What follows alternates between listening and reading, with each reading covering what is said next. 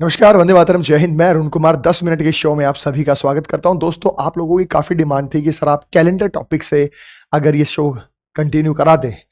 तो काफ़ी बच्चों को कैलेंडर में कन्फ्यूजन था, तो मैं छोटे-छोटे शॉर्ट्स में आप लोगों को चीज़ें यहाँ पे कवर अप कराऊँगा। तो हमारा ये जो टॉपिक है, टॉपिक का नाम है कैलेंडर। अब कैलेंडर में आपको क्या है? ये कैलेंडर जो है, इसी की चीज़ें हम पढ़ेंगे यहाँ।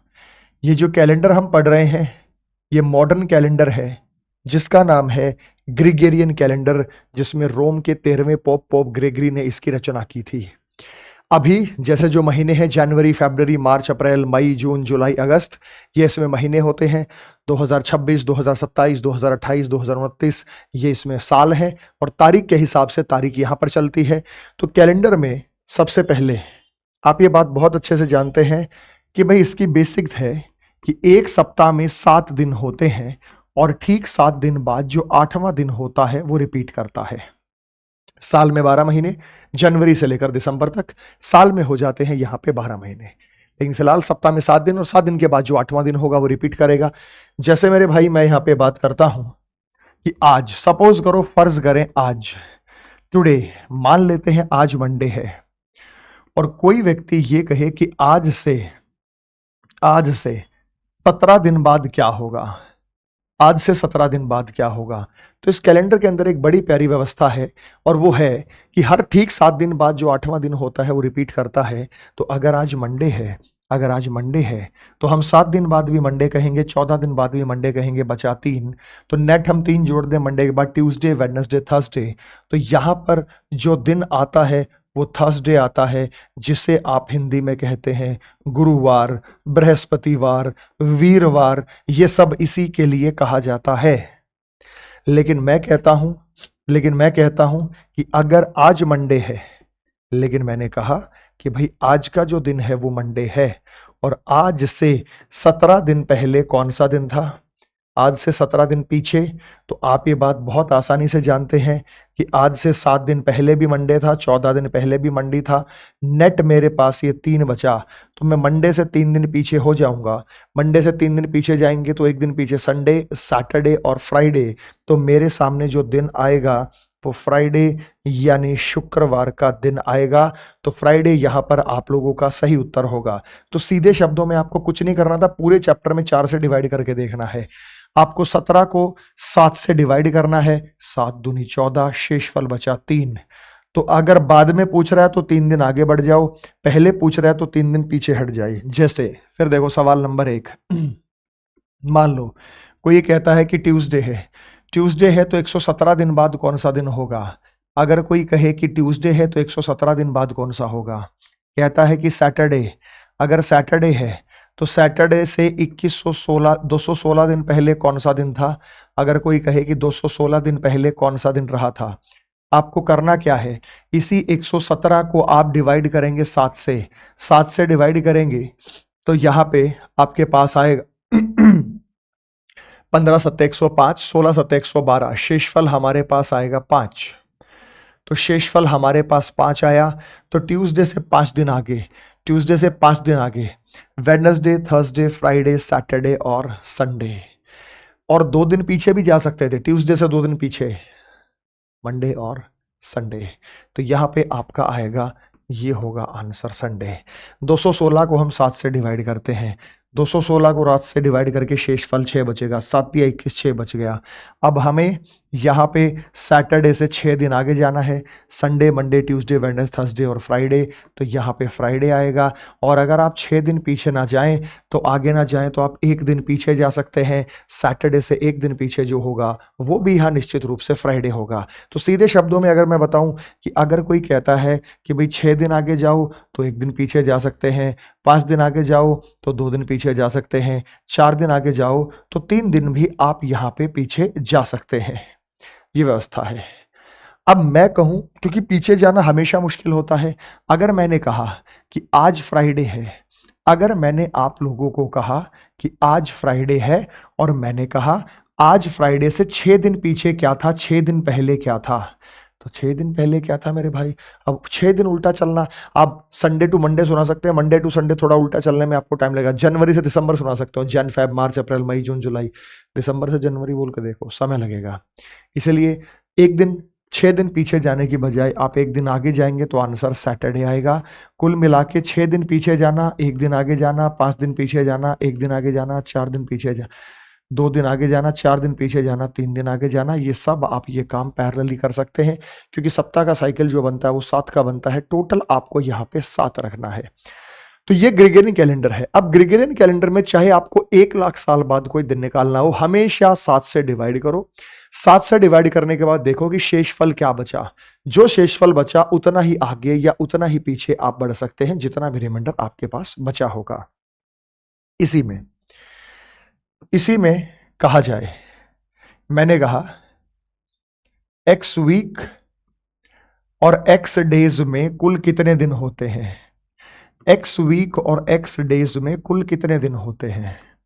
How many total days are there in X week and X days, ये सवाल आपसे पूछा गया। एक्स वीक और एक्स डे में दिनों की संख्या बताओ। ऑप्शन दे देता है आपको, ऑप्शन में 7x दे दिया, ऑप्शन में 8x डेज दे दिया, ऑप्शन में 7x प्लस 4x दे दिया। इस तरीके से ऑप्शन आपको दे दिया, नन आपको दे दिया। तो ये दिनों की संख्या बतानी है।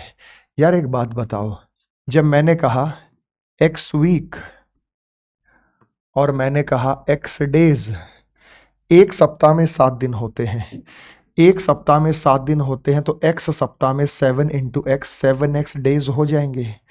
और एक्स डेज हमारे पास और हैं 7x डेज, और एक्स डेज को मिला के 8x डेज हो जाएंगे। नहीं बात समझ में आई तो x की वैल्यू रख के देख लो बेटा। अगर मैंने कहा यहाँ पे कि भाई एक्स वीक और एक्स डेज, एक्स वीक और एक्स डेज, मैंने कहा ये 8x के बराबर है, तो भाई x की वैल्यू कुछ भी रख के देख लो। x की वैल्यू 10 रख दो, 10 वीक और 10 दिन। एक सप्ताह में 7 दिन होते हैं, 10 सप्ताह में 70 दिन हो गए, 10 दिन यहां हो गए, 70 दिन और 10 दिन, यहां वैल्यू 10 रख दो, 10 गुना 8 हो जाता है 80 दिन। तो 70 दिन और 10 दिन, ये हमारे पास हो गया 80 दिन। तो मुझे लगता है कि किसी भाई को यहाँ पे कोई समस्या रही होगी, तो कभी भी हमें दिनों की संख्या निकालनी हो, ये एक्स वाला पैटर्न दे दे तो ये आप बता सकते हैं। देखो भाई सीधी सीधी बात है, सप्ताह में दिन होते हैं 7, ठीक 7 दिन बाद 8वां दिन रिपीट करता है।